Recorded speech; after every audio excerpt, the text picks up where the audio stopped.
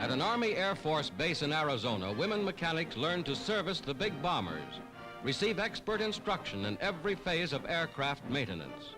A plane named in their honor gets a thorough going over by the air WACs, as they're called. From motor to tail assembly, the girls make ready the giant battleships of the air.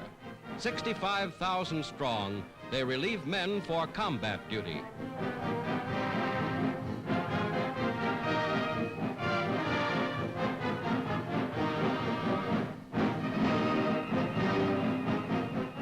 Today, the WACs are serving with the armed forces in every major theater of war.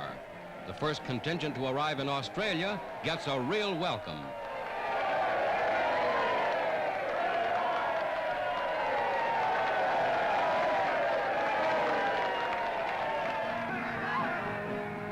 Reporting for duty half a world away from home, these United States Army women are making a vital contribution to the cause of the United Nations.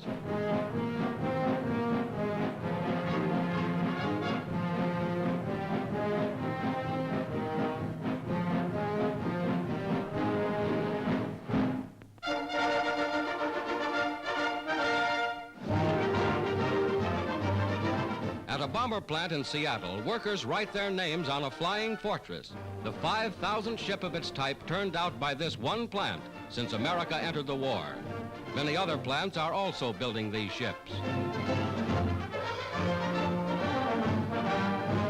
5,000 since Pearl Harbor, a graphic indication of the vast bomber production of the United States. Already, this completely autographed ship is in action over Germany.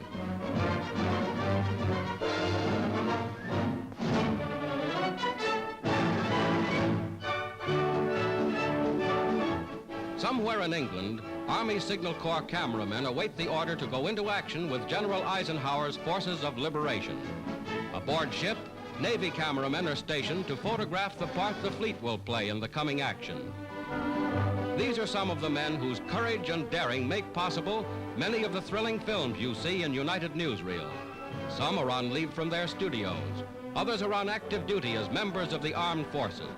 All are ready to record the picture story of the war's greatest drama.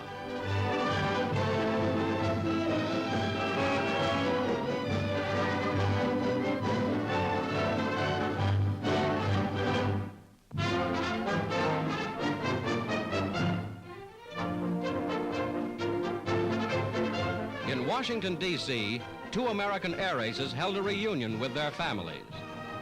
Captain John Godfrey, shown here with mother and father, shot down 29 Nazi planes.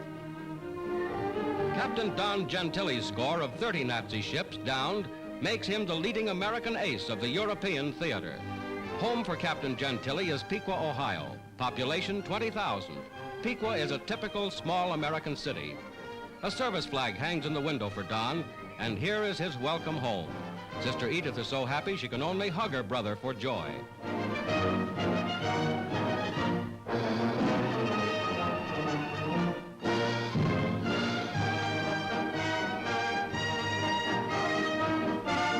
Father and Mother Gentili, patriotic Americans of Italian ancestry, are justly proud of their son, for he wears the Distinguished Service Cross awarded him by General Eisenhower.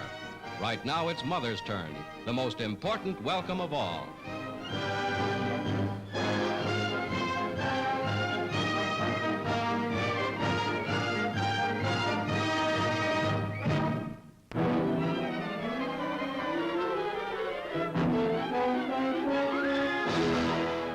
From the air, the shattered town of Cassino is little more than a name on a map after 6 months of savage battle for this key bastion on the road to Rome.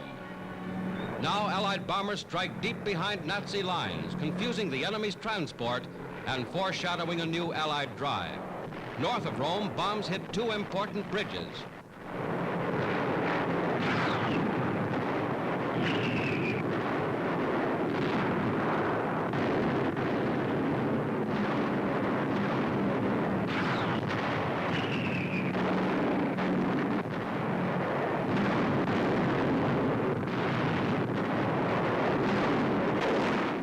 The heaviest Allied barrage of the war precedes a dawn attack.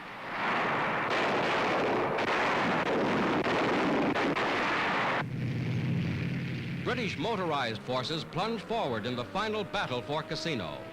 With vital aid from French and Polish troops, they have encircled Cassino, cutting it off from the main German armies.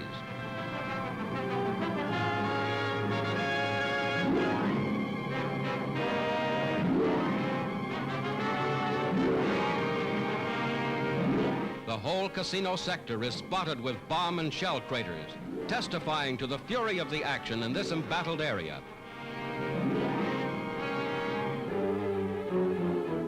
The first prisoners stream to the rear.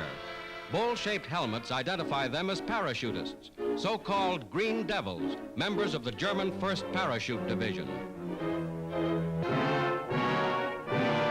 Along Italy's west coast, near Gaeta, where the bulk of the Fifth Army has been suddenly shifted, a second phase of the campaign flares into action.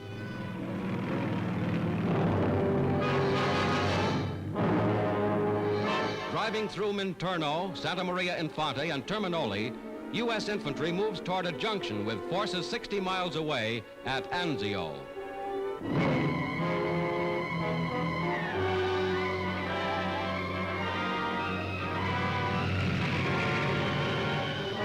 Castelforte, between Cassino and the sea, is captured by French units. In the most important action in which these men of fighting France have yet participated, they have made a brilliant record.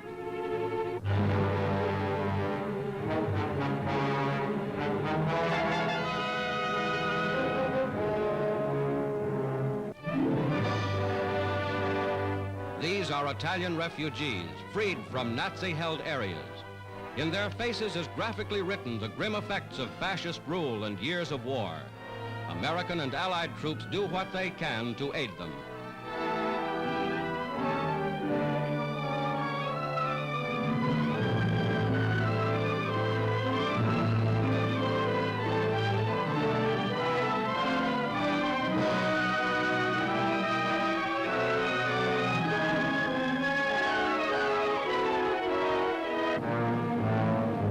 Prisoners are taken by the thousands. More than 12,000 were captured in the first 2 weeks.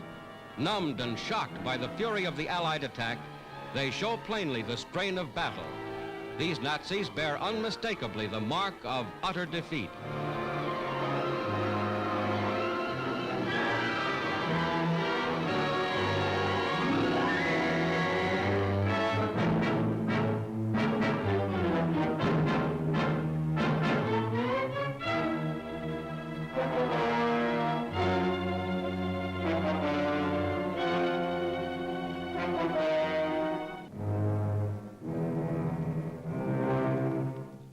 Along the ancient Via Casalina, the surge of Allied power rolls north.